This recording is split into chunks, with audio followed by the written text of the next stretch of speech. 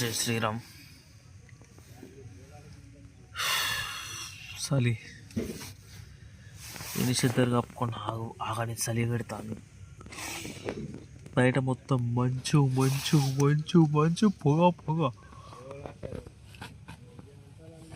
చీకట్లున్నాం మేమైతే. మొత్తం కవర్ కప్పుకొని ప్యాక్ చేసుకున్నాం. కానీ చెప్పి మీరు ఒకసారి ప్రశాంతంగా గమనించండి. ఒక్క నిమిషం మంచిగా నుండి సినుకులు వర్షం పడ్డట్టు పడుతుంది సౌండ్.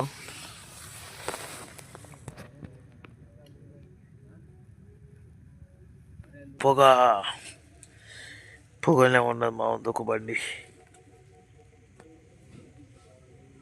సూపర్. మనం అయితే బయటికి వెళ్దాం. నాకైతే చలి బాగా పెడుతుంది నాయన. నీళ్ళు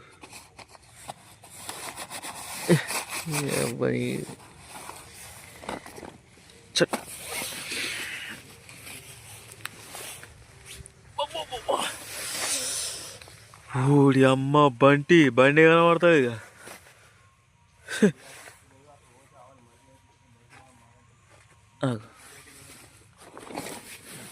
కింద చెప్పులు దాచిపెట్టా.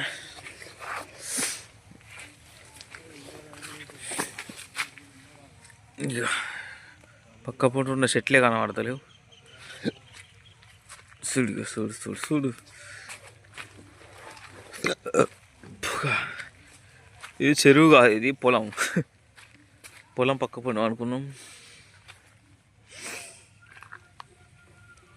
అక్కడ మనిషి ఉన్నాడు కనబడతాడు. నమస్తే పెడతాడు. మనిషి కనబడతలేదు. కొద్దిసార్లు పెడతలేరు ఆయన హాని చలిపాడు గాను. సో ఎంత మంచు గీంచి గీడికే మనిషి కనబడతాడు అంటే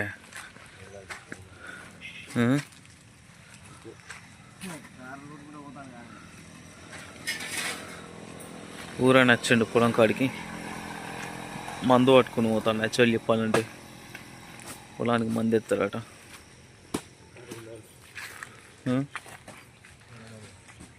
ఇంకా వాళ్ళు ఇవ్వలే కానీ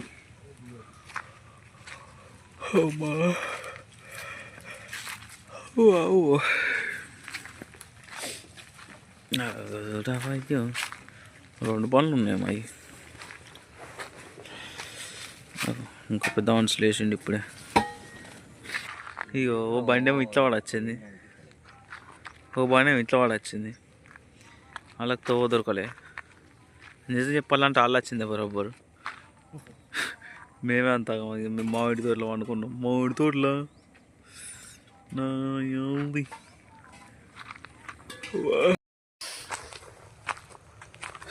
ముచ్చట ఏంటంటే చేప తీసుకురావడానికి పోతున్నా. అంటే వాళ్ళు ఆల్రెడీ దిగారు. ఇప్పుడు ఒక విషయం చెప్తా. ఒక విషయం గురించి మాట్లాడదాం. మొన్న వీడియోలో జై శ్రీరామ్ అని మాట్లాడుర్రి. ఏంటిది, భారతదేశంలో పుట్టిన ప్రతి ఒక్కడు జై శ్రీరామ్ అనాలే, లేకపోతే వీకు రీడికి వెళ్ళాను అన్న ముచ్చటకి ఒక ఇద్దరు ముగ్గురు మా దోస్తు వాళ్ళు సీరియస్ అయ్యారు.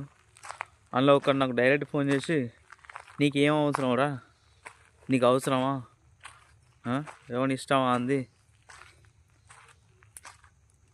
అన్నారు. ఆడు అట్లా అన్నోడు అనకుండా నాకు ఒక వీడియో పంపిండు.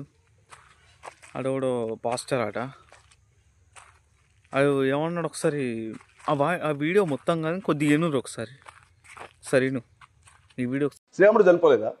చనిపోయిన వ్యక్తికి ఏం చెప్తారు సార్? చనిపోయిన వ్యక్తికి ఏం చెప్తారంటున్నా. మళ్ళీ జై చెప్పమని ఎట్లా అడుగుతున్నారు మీరు నన్ను? చనిపోయిన వాళ్ళకి చెప్పరు. చనిపోయిన వాళ్ళకి చచ్చిపోయిన వాళ్ళకి జోహార్ చెప్పడమే మాకు నేర్పించారు స్కూల్లో. మరి మీరు కొత్తగా ఏమైనా చెప్తున్నారు చచ్చిపోయిన వాళ్ళకి జై చెప్పండి అని? శ్రీరాముడు చచ్చిపోయాడుగా, చచ్చిపోలేదా? సరైన నదిలో ఆత్మహత్య చేసుకొని చచ్చిపోయాడు కదా. మీరు అవతారం ముగించాడు అనండి, లేకపోతే నీళ్లలో కలిసిపోయాడు అనండి, మీరేం చెప్పినా చచ్చిపోయాడా లేదా మనిషిగా పుట్టిన తర్వాత?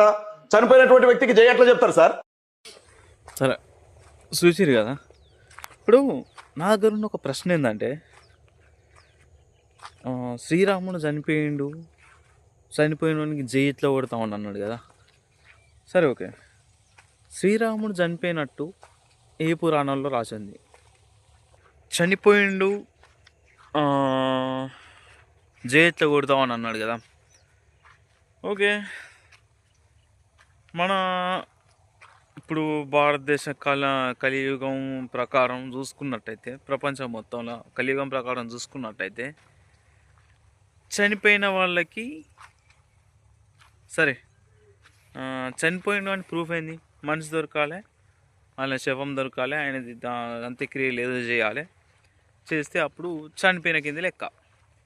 శ్రీరాముని దవలు చేసిర్రు, అది నా ప్రశ్న. శ్రీకృష్ణుడి దొరికింది వారం రోజులు తర్వాత దొరికింది అని చాలా చోట్ల ఉన్నది, మనం చదువుకున్నట్టున్నాం. శ్రీకృష్ణుడి ఎవరు? అర్జునుడు చేసిండు. అర్జునుడు ఒక వారం తర్వాత ఆయన దాన క్రియలు చేసిండు. శ్రీరాముడిని ఎవరు చేసిర్రు అని చనిపోయినట్టు కూడా లేదు ఎక్కడ.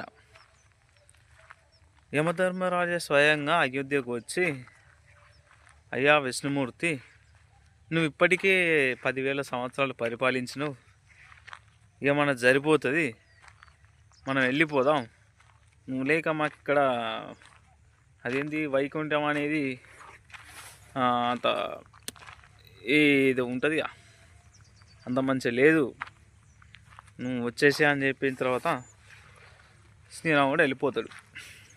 భరతుడికి అప్పచెప్పి తను వెళ్ళిపోతాడు. అంతేగాని శ్రీరాముడు చనిపోయినట్టు ఎక్కడ లేదు. తెలియని చేతి మాట్లాడితే కోసి పడతా, పిచ్చగాయన మంచిగా ఏదైనా మంచిదే అనద్దు. శ్రీరాముడు అంటే ఎక్కడ లేని కోపం వస్తుంది. ఓకేనా? ఆచిత్య ఆలోచించుకో. శ్రీకృష్ణుడు చనిపోయినట్టు చరిత్ర ఉన్నది, శ్రీరాముడు చనిపోయినట్టు లేదు. ఇది ఒక్కటి మాత్రం ఖచ్చితంగా గుర్తుంచుకో. నీకు తెలియకపోతే తెలియనట్టే ఉండు. ఎవడైనా ప్రతి ఒక్కడు తెలుసుకోండి. ఇది ఒక్కటి. ఇంకా బాగున్నాయి మనకేంటంటే తెలుసుకునేంత ఓపిక ఉండదు. ఏ నా కొడుకు ఇష్టం ఉన్నట్టు మాట్లాడే. అందుకే ఇంకొకటి, ఇది జనాలకి అర్థం కాదని ఎట్లా చెప్తానా అంటే, వ్యాసుడు భారతం రాస్తాడు. ఒక రోజున వ్యాసుడు భారతం రాసేటప్పుడు ఇది భారతం చెప్పేది వ్యాసుడు, రాసేది గణపతి. ఇది వ్యాసుడు ఎంత ఫాస్ట్ చెప్తానో అంత ఫాస్ట్గా గణపతి రాస్తాడు. రాసే టైంలో ఒక్క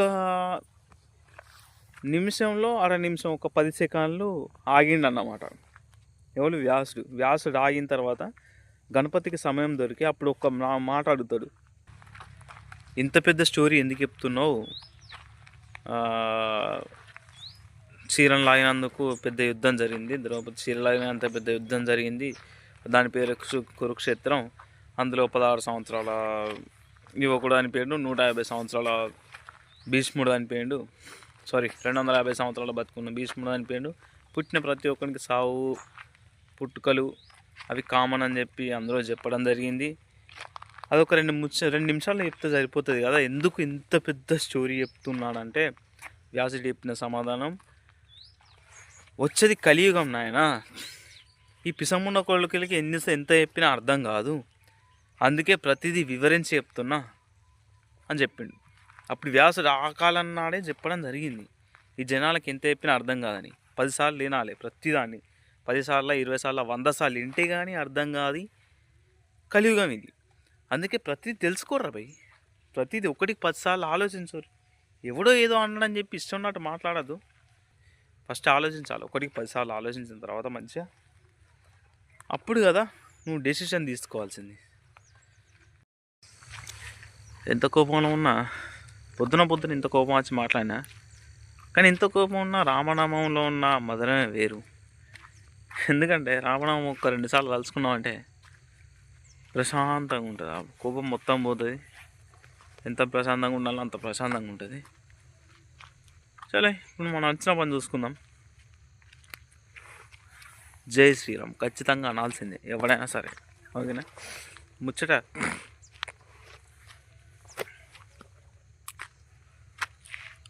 ఇప్పుడు చేపలు తీసుకురావాలి. పోయింది కావచ్చు ఆల్రెడీ, మాకు తెలియదు. నేనైతే ఇప్పుడు వచ్చినాను, ఇంతకుముందే లేచిన. నాకు చలి బాగా పెట్టింది భయ్. ఏం చేయమంటావు? అన్నాం మంచిగా. రాత్రి 1 వరకు ఒకటి అయింది. మేము ఉరలేసినాం, 11కి అయిపోయింది. తిన్నాం 11:30.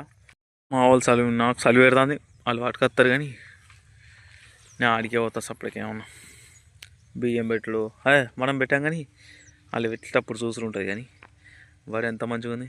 అసలు ముచ్చట ఏంటంటే దీనిగా మనం పేరు రాద్దాం. అయ్యో మంచిగా ఉన్నది ఇది, ఇట్లా అంటే మంచిగా అనిపిస్తుంది. వన్ బిలీవబుల్ ఇట్లా అంటారు అట. బచ్పన్లా చిన్నప్పుడు మాకు పొలం ఉన్నప్పుడు కింద అంత ఉండే బాగా ఏం లేదు కానీ ఇట్లా అంత మంచిగా గీస్తుండే అన్నట్టు. అంటే పేరు రాసుకోండి. ఇప్పుడు రాస్తుందాం వస్తుంది కదా. అయ్యో రా వచ్చిందా రా. ఇది ఓ నీ అమ్మ బంటి అందలేదు. సరే పోనీ వచ్చింది. ఓడి అమ్మ అందరా నాయన అనేది రవి ఎట్లా అవుతుంది మొత్తానికి అది గీసినాము. పోనీ మనం వెళ్ళిపోదాం. మనం ఇక్కడ ఆటలు ఆడుకుంటుంటే పని మీద పడుతుందా? పోదాం, పోయి సాయో బియ్యం పెట్టేవాళ్ళని చూద్దాం మనం ఎట్లా పెట్టాక. ఏం చేస్తారు అందువల్ల మొన్న క్రికెట్ ఆడుకుంటాం మరీ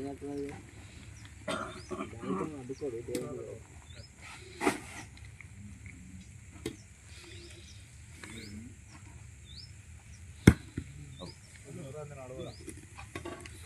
జై శ్రీరామ్.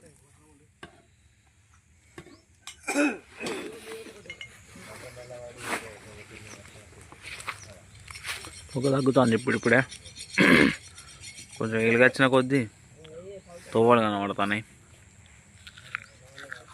వంటలు అయితే అన్నాయి ఛాయ్ పెడతారు మొదలు.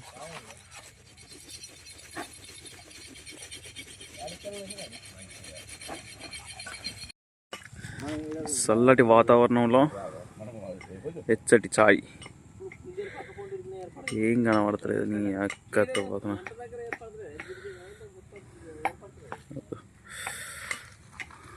వంటలు అవుతున్నాయి. ఫోన్లో ఛార్జింగ్ అయిపోయిందట. ఛార్జింగ్ పెట్టుకున్నాడు మావాడు. నాయా అందగాడు. ఆకలి అవుతుంది. పొద్దుగా ఏడే అవుతుంది కానీ ఏడెక్కడిది అని ఏనే అవుతుంది. 9 అవుతుంది. అక్క ఇరుగు ఆకలి అవుతుంది. వంట ఎప్పుడైతే అప్పుడు తిందాం. ఆకలి మస్తు అవుతుంది. ముచ్చటంటే మా తోటలు తింటారు ఆల్రెడీ. చెట్ల తీర్థాలు వచ్చినాం. రాజ్కుమార్ చెట్ల తీర్థాలు.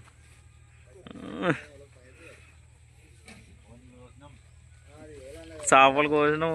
ఇంకా చెట్ల తీర్థాలు కానీ తోటోళ్ళు తింటారు కానీ మాది కొంచెం లేట్ ఉంది ఇలా వంట. చినుడు